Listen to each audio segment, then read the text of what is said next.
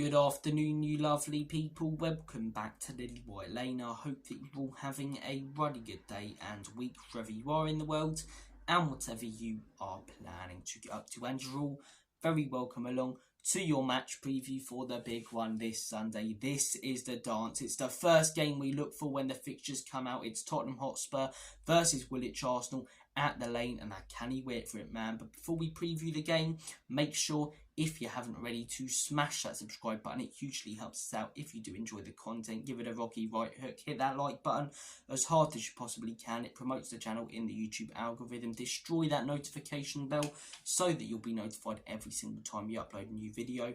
And once you're done abusing all the buttons, be sure to comment all of your thoughts and opinions down below. I will be very happy to discuss and debate them.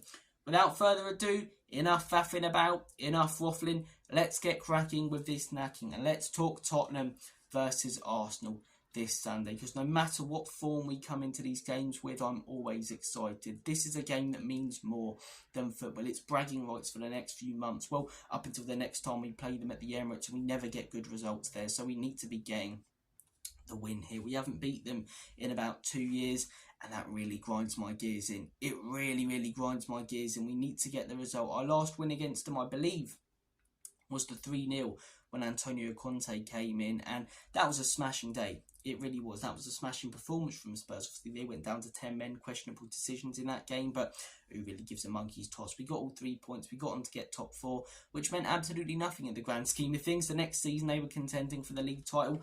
We were battling to get into Europe and had our manager sacked. And that next season, when they were going for the league title, the first season where they were going for the title, they beat us in both games, didn't they? The 3-1 at the Emirates, Thomas Partey screamer. And obviously we got back into the game a little bit, but then Reece made a huge error to concede the second goal. Xhaka scored the third. Emerson Royale makes a dopey challenge, sends us down to 10 men. I thought that was going to be worse, but 3-1 for that first game.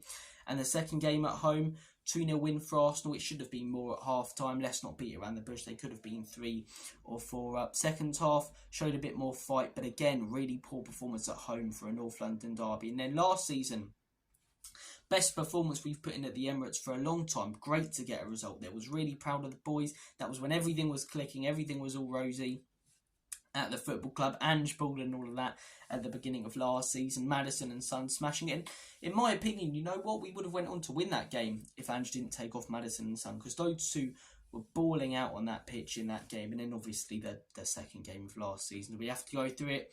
Tottenham 2, Arsenal 3. 3-0 down in 30 minutes. I mean, we've been 3-0 down to them in 30 minutes a couple of times now. We were 3-0 down in 30 minutes when Nuno came in. But, yeah, probably the better team when you look at the stats. We had all the possession, all the chances, but we didn't finish our dinner. We weren't clinical. That offside call against Van de Ven really hurt us. Set pieces were a huge difference. I mean, we couldn't defend them to save our lives at the end of last season. We'll see what we're all about in this game when it comes to set pieces, you know, because definitely need to improve, and they've definitely got more aerial threat than the other teams that we've played so far this season. We got quite lucky against Newcastle not to concede from a set piece. So look, we haven't beaten them in a few years. Recent results haven't really gone our way apart from that 2-2 draw at the Emirates. Let's get a result here, man. Something I keep hearing people say, though, is form goes out the window in the North London derby. I'm not sure I believe that, because pretty much over the last 5 or 6 years, the better team, the club being, you know, run better, the club contending for trophies, has been the club that has went on to win. Under Mauricio Pochettino, we were beating them pretty much every time at the end of Wenger and when they had Emery, apart from a couple of occasions.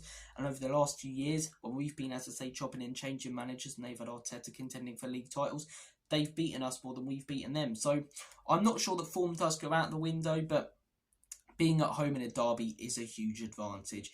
It really is. Being at home in any game, obviously, but in a derby, the place absolutely rocking, the Tottenham Hotspur Stadium. We need to start quick, and in my opinion, we need to score the first goal. And Arsenal fans will be saying the exact same thing, because we score the first goal, as I say, we are right on top of them. We've got the momentum, the crowd up for it. We concede, the heads drop a little bit. People start talking about Ange and the high line again, and we could capitulate and fall apart. So it's crucial, in my opinion, we score the first goal. It's crucial we make a quick start, get the fans... Oh, well, the fans will be on side. It's a North London derby, but get them really up for it, really believing that we can get a result and get a win. Judging by what I've been in seeing from Arsenal fans over the last couple of weeks. They're not that confident heading into this game, and I don't really get why, because tactically I think they've got a huge advantage over us with the high line that we play and the quick players they've got up top to counter-attack us, the set pieces, as I say, that they score. I think tactically they've got a huge chance on paper of winning this game. They haven't made that bad of a start to the season whatsoever. 2-0 win against Wolves on the opening day. They weren't outrageous, but a very comfortable win. I don't like saying it, but sort of a champion's win, eh? When you're not at your best, you comfortably, win. So they got that win. Second game of the season. Who do they play second game of the season? Villa, 2-0. That's a great win away from home, to be fair. Great second half from them. And in the last game, they were 1-1 with Brighton. And in my opinion, as much as I'd want to say, I don't really care because it's a scum, a very, very dodgy decision. In my opinion, if you're gonna send off Rice and talk about, letter of the law and all that bollocks, then give Veltman a booking for blatantly going in for him, thinking he's Conor McGregor with those leg kicks. And then also give João Pedro a booking for booting the ball away. If you're going to give one, you've got to give the other in terms of booting the ball away. But lack of consistency again from the referees. That's a video for another day on this channel. You guys know now I'm not a big fan of the officiating in the Premier League or VAR. But as I say, I think they've made a fairly decent start to the season. Whereas we, in my opinion, haven't made that great of a start. First game, Leicester, dominated, should have won. Lapses of concentration at the back, concede a stupid goal. Romero completely loses his man. We draw that game. Second game of the season, we hammer Everton. But if the care home my nan's at made a football team, they'd have hammer Everton. Dr. Wankenstein hammers Everton. Stephen Hawking's football boots hammer Everton. Everyone hammers Everton. Do you know what I mean? And then third game of the season, Newcastle again dominated, all the possession, all the good play. But playing that way, inverting both fullbacks, having technically 4 number 10s towards the end of that game, no 6 or no fullback covering the 2 centre-backs. All it took was one ball through the middle and through our high line to expose us and make us lose the game. And that's a huge concern heading into this game because the manager's not going to tweak or adapt. That's why I'm saying we need to get the first goal. We need to hope that we're ridiculously clinical with our chances, because if we're not, it could be a cricket score and not in our favour. Playing that high line when they've got players such as Bukayo Saka, so quick, predictable. You know what he's going to do, like Kulusevski, but he does it so much better. Cuts inside so often, smashes it into that bottom left-hand corner. Did it for England a couple of times at the Euros, does it for Arsenal all the time, and has done already this season in that first game against Wolves. You've got Havertz, who's a real danger. Sterling, a player who I'm not too fond of. I don't think Raheem Sterling's fantastic, but he's really quick. That's all you really want up top against Spurs, and I wouldn't be surprised if they play him. Trossard, Martinelli, they've got a lot of quick and technical players up top, which for us isn't going to be great whatsoever. Because as I say, we're going to be inverting both fullbacks. Now, would I like to see Kulusevski start? Yes. But would I start him and Maddison? I think it's far too risky. Don't get me wrong, go attacking, go for them, go for the throat, get the crowd up for it. But playing 2 number 10s against the bottom half of the table side is going to work a treat because they're not going to threaten us as much. We're not going to allow them to play out. But when you're playing against one of the best teams in the Premier League over the last few years, one of the best teams arguably in the world over the last couple of years, as much as I hate saying it, they're scum. But when you're coming up against a quality side like Woolwich, you can't play the 2 number 10s because you're inverting both fullbacks. You're going to have 4 number 10s because Ange doesn't play with a 6. You are literally leaving the 2 centre-backs by themselves.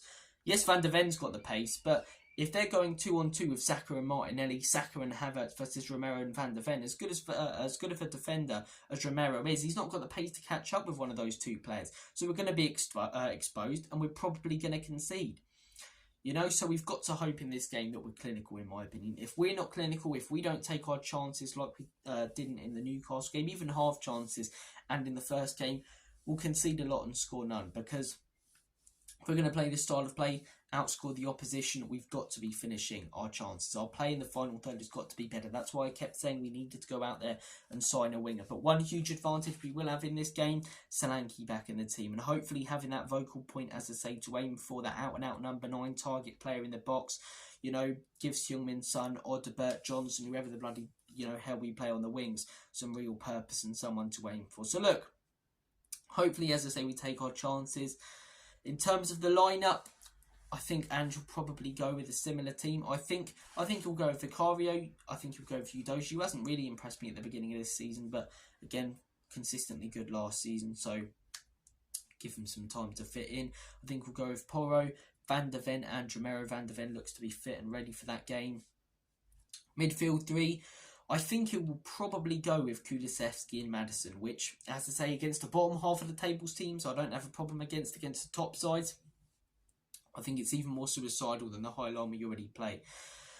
But I think he'll go with them two, with Bissouma in there, and I think that he will go with Dominic Solanke. I think he'll go with Heung-min Son, and I think he'll go with Brennan Johnson. Personally, what I would like to see, I keep banging on about a back three, but I'm going to try and make the lineup that I choose slightly more realistic, because I really don't get why we don't play with a back three. Have both wing backs bombing, down, overlapping, gives us real threat on the wings, and then when teams do try and counter-attack, it's not 2-on-2 every single time. We've got that extra man at the back, we've still got that pace, the cover, as I say. So I really don't get why we don't play the back three, but I think a lot more things in this world right now are more likely than Spurs playing a back three. So Romero, Van der Ven, Porro, Udoji, Vicario, that sort of picks itself. The midfield 3, personally, I would go with Sarr and Bissouma in the double pivot. Drop Sarr back a little bit, playing more as a number 6. I don't have a problem with that's Archie Gray either.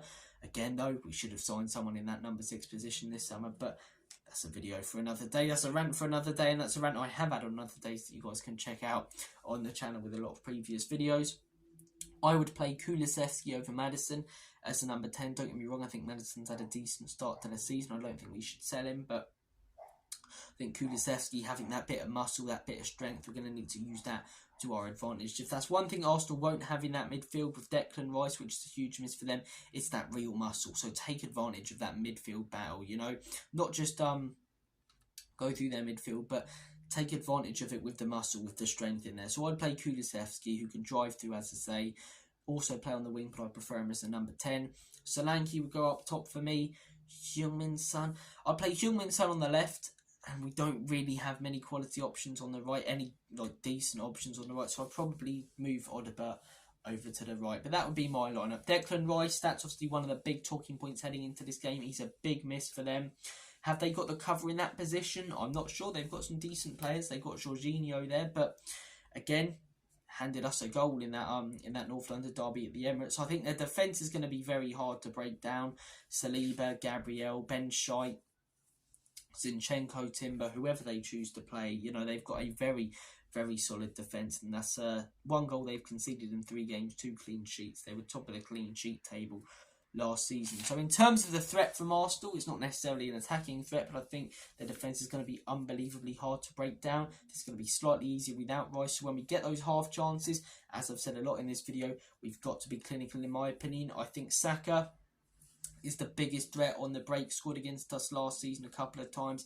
I wouldn't be surprised if he does it in this game. So you've got to mark him. You've got to constantly keep an eye on him, in my opinion. And as I say, they counter-attack Bukayo Saka and breaking down their defence. I think those are what Arsenal are going to have to offer in this game. In terms of us, I think we need that muscle in the midfield. Without Declan Rice, they're going to be lacking that out-and-out number 6. So out-muscle them, man. Get stuck in. I'm not saying be stupid and get yourself sent off, but these are games where players like Romero, as much as I want him to be positionally where I don't mind if he runs up the pitch and sticks one on Raya or someone like that. Be aggressive, be bastards, man. Like Jose said, be absolute knobheads. Go out there and just clatter into them, man. If they get injured, who gives a shit? It's a bit harsh. I'm only joking with that one, but half joking. But look, show a bit of aggression in this game, man. I don't mind us playing all the fancy, lovey-dovey football up top, but, clatter into them, man. Shit! That was liquid football. Foot like a traction engine. Alan Partridge, man. Go into them. Get into them. F them up, get into them. So, look, that's what I want Spurs to do. I think we need to be clinical to not just win this game, but get something out of this game. Our defence needs to be on it 100% of the time. No lapses in concentration, because with the quality they have up top, they will punish us. I think we need to be aggressive, and if we do those 3 things, I think we can get a result. Do I think we'll do those 3 things? We'll have to wait and see. I'm not sure. I can't predict a loss in a North London derby, so I am going to go with a scoreline of 2-2. I think we'll concede a couple. We always concede a couple, but I think without Rice, as I say, we can expose them a little bit. Without that number 6 coming through the midfield, I think Kulusevski should play there, in my opinion. So I'm going to go with 2-2. If those three things don't happen, if we have slight lapses in concentration, if we play players such as Werner, maybe even Johnson for, 90 minutes, play the 2 number 10s, technically 4 with the inverted fullbacks, I think we could lose this game by 3 or 4 goals. I'm not saying necessarily 3 or 4-0, but it could be 6-2 or 5-1 or something like that. So, need to be on it for this game, Spurs, with the system that we play. I'm not a fan of the system that we play, but this is what I will say. I've said my piece on Ange. I don't want him sacked because I don't see who else to bring in. I hope that this project can work out, but I've got a lot of questions about it right now. The tactics, contradicting himself with decisions on players and stuff. He did it with the Spence thing the other week, going for the league title and then saying that he's happy with the summer that we've had. I criticise players constantly, but all of those opinions for this game go to one side. This is bragging rights for the next few months. This is North London, and we're painting it white this Sunday, baby. All the opinions go to the side. Ange Postecoglou this, Ange that. I'm 100% behind this manager this Sunday. 100% behind every single one of those players. Get stuck into them Woolwich mugs. Come on, you Spurs. I'm getting too excited now. It's not until Sunday, but look, guys, comment down below your thoughts and opinions. I really want to win this game, man. Obviously, you want to win every game, but with a title charge and everything, to shut them up for a while as well. Come on, Spurs, man. Don't let me down this Sunday. Don't let me down. Don't let us down. I presume you're a Spurs fan watching. If you're an Arsenal fan, piss off. No, I'm joking. I appreciate your viewership, and I can't deny that you guys are doing well this season, but I hope that we can derail your train that seems to be going in the right direction under Lego Head at the minute. But guys, take care of yourselves. You can expect way more North London Derby content on the channel this week. Obviously, the match reaction on Saturday, Sunday, the debrief hopefully next Monday. So guys, take care, have a good one, all the best, and as always, come on you Spurs. In Big Ange we trust. Ina can leave you out. Get stuck in, man. Let's smash them Woolwich mugs. Come on you